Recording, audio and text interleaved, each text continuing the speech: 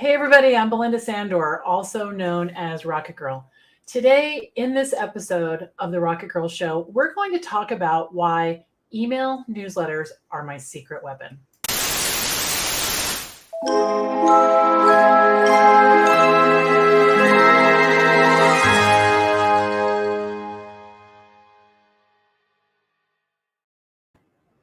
Welcome to the RocketGirl Show. This is my weekly show every Thursday at 11:30, where I come to you for about 15 minutes with actionable, quick tips that you can use in your virtual assistant business, whether you're just starting out or you've been doing this for a while. So I have been a virtual assistant for almost 12 years. In just a couple of days, I'm going to be celebrating my 12-year anniversary, and my business is called RocketGirl Solutions. About 3 years ago, I started the Virtual Assistant Connection, which is my free online community, because I wanted to help other people who wanted the VA lifestyle to be able to have that, to choose when they're working, who they're working with, decide how much money that they're going to make. So if you haven't already, check out the Virtual Assistant Connection on Facebook. We are streaming here today. I'm very excited, on YouTube, on LinkedIn, on Twitter, and all over Facebook. So welcome, welcome, welcome. So let me know in the comments. I can see you guys coming in, which is very exciting, where you're coming in from, and how long you've been a virtual assistant, or you're just starting out. I would love to know. So when I started my business 12 years ago, I felt like I knew how to do some of the work. I'd been an admin for a while, a long time ago in my 20s. But what I didn't know how to do is get clients. And that can be the really tricky thing, right? So one of my friends who I trusted, he had his own business and had been in business for a long time, said to me, if you want to grow your business quickly and have a steady stream of clients, you're going to need to write an email newsletter. Now, I am not a writer. I am very uncomfortable with writing. It takes a lot of time and a lot of comfort food, frankly, potato chips, for me to be able to work through my thoughts. Now, I've been doing it now for a long time, so it's not even painful anymore. I would say it's actually enjoyable for me to sit down and put my thoughts, I was going to say on paper, but on a Word document, and then publish them in a newsletter, although it's still absolutely a process. So the newsletter, my very first newsletter, it took a couple of days, and I overthought it, and I worried about it, and I was really afraid. Well, I was afraid to put my thoughts out for people to judge. I mean, that's what it came down to. People are going to have opinions, and they're either going to think I have no idea what I'm doing, or they're not, they're going to be wondering, why am I even in their email inbox? And I had a lot of imposter syndrome about this and a lot of stuff to work through. But I have to say, now that I am on the other side of that, I have much more confidence in my writing. People have enjoyed what I've put out and commented on it. It's been worth all the effort. It's absolutely been worth all the effort. Hello, Lana, coming in from Central Florida. Hello. So let me know who's here. I'd love to hear from you. So let's dive into this a little bit more. So first, let's talk about the components of the newsletter. Okay. So when I say send out a newsletter, I am not suggesting in any way that you send out a sales email, right? That is not what I'm talking about. I'm not talking about a sales email. I'm not talking about you writing about 5 reasons why you should hire a VA, or, a bunch of work with me stuff that looks spammy. That is 100% not what I'm talking about. What I'm talking about is writing information to share with the people that that will be helpful. So for example, you could write an email newsletter on 3 things to keep your email inbox in order, right? Why having an organized office is so important to productivity. Think about the things that you do in your life. I've written newsletters, 3 things for successful to set up successful meeting invites. and just write short paragraphs about each one. And what happens is people start to see you as an expert at all things productivity and, admin or tech or graphics, whatever it is that you are interested in offering as a virtual assistant. Now, you don't need to worry about giving away the store. A lot of people, they don't go in and give all the information. And what it does is it's not that helpful. I want someone to be able to read my newsletter and say, oh, I could do that, because there's enough people who don't want to do that I have had a steady stream of clients for the last 12 years. I've worked with over 225 clients over that time. And that was just about as much work as I could handle. Absolutely. Okay. So this is, like I said, not sales, not spammy. And you're going to want to have a link at the bottom, your Acuity or Calendly link, so that they can get on your calendar to talk to you. All right. So they can talk to you about potentially working together. So that's all you're going to do in terms of, sales, is just be available. Okay. So let's dive in a little bit more. When I send a newsletter, I can reach a lot of people at once. So my job, if you've been around me for a while, or if you've gone through my Kickstart challenge, which we're going to talk about in a minute, really what you want to do is you want to stay in touch with as many people as you can on a consistent basis, so that they will know about your work and they'll be able to refer you. Okay. So the reason I love being able to reach so many people at once is, think about the impact. You write this email newsletter, you set it up, and it's beautiful. And now you're showing everybody not only something that whatever the article's about, but you're also showing them your skills in sending out email newsletters. And I can say that probably 40% of the money that I've made as a virtual assistant has been doing just that. And doing newsletters for people is so great because it's consistent work. They publish once a week, once a month, twice a month, and you can always count on that, coming in. And so it's been a great source of income, and it doesn't require you to be really techie at all, not at all. So we've got some more people coming in. Hello, Sue from the UK. Good morning from Colorado and LinkedIn. Good morning from Burlington, Vermont. Hello, Teresa. Hi. All right. Good.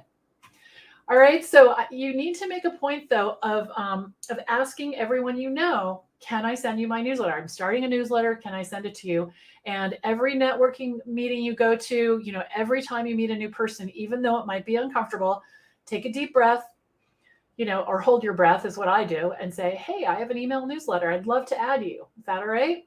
Great. Okay, good. So we've got Avril from Scotland. Hello. So that's why I like it, because it's a big, boom, and a lot of people know about it. Now, the other thing, and I didn't realize this until later, and it's probably because the world changed so much in the last 12 years, but the writing can be used over and over and over. Okay. I post it on my website. I put it on my Facebook personal page. I put it on my RocketGirl, business Facebook page. I put it on LinkedIn as an article. I can add it to my Twitter feed. So once you have this information, this writing, you can repurpose it. You could even sit down and do a video, or you could do something with audio, like create an audiogram, those graphics with the little squiggly lines and your voice talking. You could do that from the content you created. The other thing is, sometimes people ask me to speak at conferences. I usually go back to a newsletter and I start my ideas from there and then work out from there. So, doing this is a really smart thing if you want to be able to repurpose it. There's kind of no end to it. In fact, I've had a client do this, and I'm working on this now. I took all of my newsletters for the VA connection, and we have a lot of newsletters, over 100 or more. And what we've been doing is, or what I've been doing is compiling them and sorting them and creating a book. So there's really, it's really unlimited what you can do with this content. All right, so we've got Les in Alberta, and someone is here from Argentina. That's terrific, you guys. Welcome. I'm so glad you're here. So, all right, here's the other thing. It's a great way to tell people about my work, right? So let's say, let's say I'm writing about, I absolutely wrote a newsletter called this, why email newsletters are my secret weapon, right? And I used these points and I wrote about each one. And, so people know that I know about newsletters. You could write about, three plugins all WordPress websites should have, but it's 99.9% of the time, it's something that I don't need to research. I just need to go into my brain and think, what have my clients been asking me? What have I been working on? What are the things that I'm working on for my own business that I can write about that people are interested in? All right, so Sue said, I've done a few of these. I use Canva, so I've got pics and graphics, but I always get stuck for content. Yeah, I think a lot of us, we overthink it. It's not that challenging. My first newsletters, I felt like I had to sound like the smartest person on the planet, like I had a PhD. You don't want to do that. You don't want to use a lot of jargon and lingo. It's not really a place to show off. Not that you were suggesting that. It's a place to be generous. If you come at it from a place of generosity, that helps a lot. That helps a lot. I mean, you could write about, 3 or 5 or set, whatever, tips to make Zoom more efficient. You could talk about that, enhance your profile image thing. You could talk about, a lot of people don't know that you can remote control someone's computer using Zoom. So I could be on with the client and I could say, I'm going to, request control, and I can work on their computer with them there if there's something they're struggling with. So just little things like that really make a difference. Nicole says, I needed this pep talk today. I'm getting ready to start my newsletter releases and was feeling pressure this morning. You're the best. You're welcome. And hello, Donna from New Jersey. Yeah. If you just surrender to this is not easy, it makes it a lot easier because what happens is when something is not easy, and I am frustrated with the fact that it's not easy, what happens is, in addition to it not being easy, all the chicken chatter in my head is like trash talking me. Like, this is so hard. You can't do it. You don't know how to do this. So really, if you just take a second and relax, and I have an editor. Because especially in the beginning, I have someone look at all the things that I write now. I don't have an official editor at the moment, but I do have someone look at everything. And in the beginning, for years, I had an editor go through and make sure I was not, hurting myself by using improper grammar or, the wrong word or, all the things. So you can absolutely, ask for help. And I never sat down in one sitting and just created it and send it out. I would start on a Saturday or Sunday and I'd write it. I'd give it to the editor on Monday. She'd give it back to me on Tuesday, and then I'd have some space from it. And then on Wednesday, I'd put it in MailChimp. And then on Thursday, I'd send it out, so it is a process. It is a process. The other thing is that, clients are better suited for me because my newsletter is really an authentic reflection of who I am and what I do. And so readers have a sense of my personality, how I can help them, and they're more comfortable with me from the start if they've been reading for a while, because I do write as I speak. And so they know a little bit about me. I have another section at the bottom called Things I Can't Live Without, and I'll write about my Warby Parker glasses, or I'll write about a lemon squeezer I use to make a martini. I'll write about, something in my garden, or a chicken, one of my little chickie doos. I'll write about one of my pet chickens. So they just get a sense of who I am. And this has been a hidden benefit. I feel smarter talking about my work. If I've thought through 5 ways to onboard a new client and someone comes to me and says, I need help onboarding a client, I can either pull that newsletter up really quick on my website and kind of go through it, not necessarily telling the client I'm looking at my notes, but you have notes, and you have something to look at. So being able to talk about your work is a lot easier when you've done the thinking, okay? Now, I have to tell you, one of the happiest things that has ever happened to me, and it's happened to me a couple of times, someone will get on a discovery call with me and they will say to me these actual words: I've been reading your newsletter and I've been thinking about hiring you for a year. Are you taking new clients? And I have no clue who they are because I either met them, at a networking event 2 years ago or whenever, or they opted into my newsletter themselves and I've never met them. And I got to tell you, that's a nice conversation to have. That's a nice conversation. And Teresa says, I have a fellow VA review my newsletter before I send it out. You always want that other set of eyes, and even with, my eyes, my team's eyes, we still find mistakes. We do. And so when that happens, let's say you make a mistake with your newsletter and you have it on your blog, don't sweat it, especially if it's grammatical or spelling or something. You don't need to send out a whole new retraction, don't sweat it. Just make sure the corrections are made on your website, right? We sent out an email from the VA Connection last week and it had 2 typos in it. And so, okay, that happens. Not ideal, but it happens. And so we just went and made sure that the blog posts were fine and the social media posts were correct, because that's really all you can do, right? So I would love to hear any thoughts you have about this. So put them in the chat. I'd love to know, do you have a newsletter that you're producing now? What's been the result? And if you've experienced any of the things that I talked about today. And while you do that, I want to tell you that we are getting ready for the next VA Client Kickstart Challenge, okay? The Facebook group is popping. We're bringing new people in. I just welcomed 15 new people in this morning, which is very exciting. And we're going to get started on September 12th.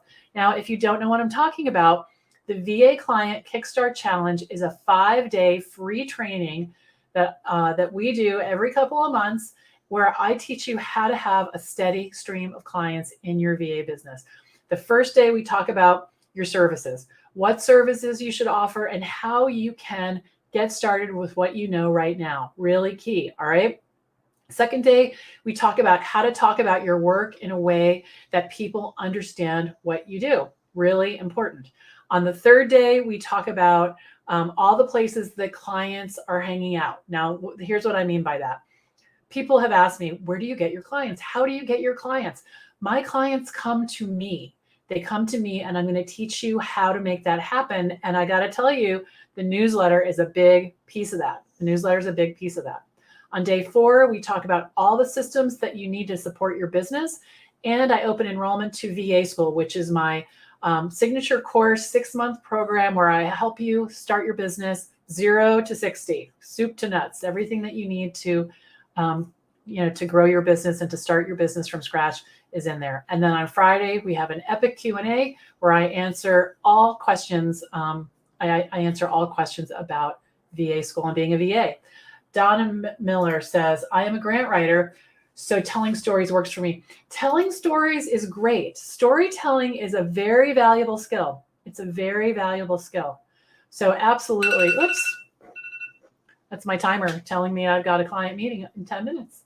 So with that, I'm going to sign off. Thank you for watching the Rocket Girl Show. I love having you here. It's really great. We've moved the time a little bit, but now it's every Thursday at 11:30, and we'll spend at least 15 minutes together talking about all things VA and getting your questions answered. So thank you for coming. Have a great day. We've got lessons from the cockpit coming up tomorrow, so be sure to check that out. And enjoy the rest of your week and do something fun this weekend. Okay. Do something fun. All right. I'll talk to you soon.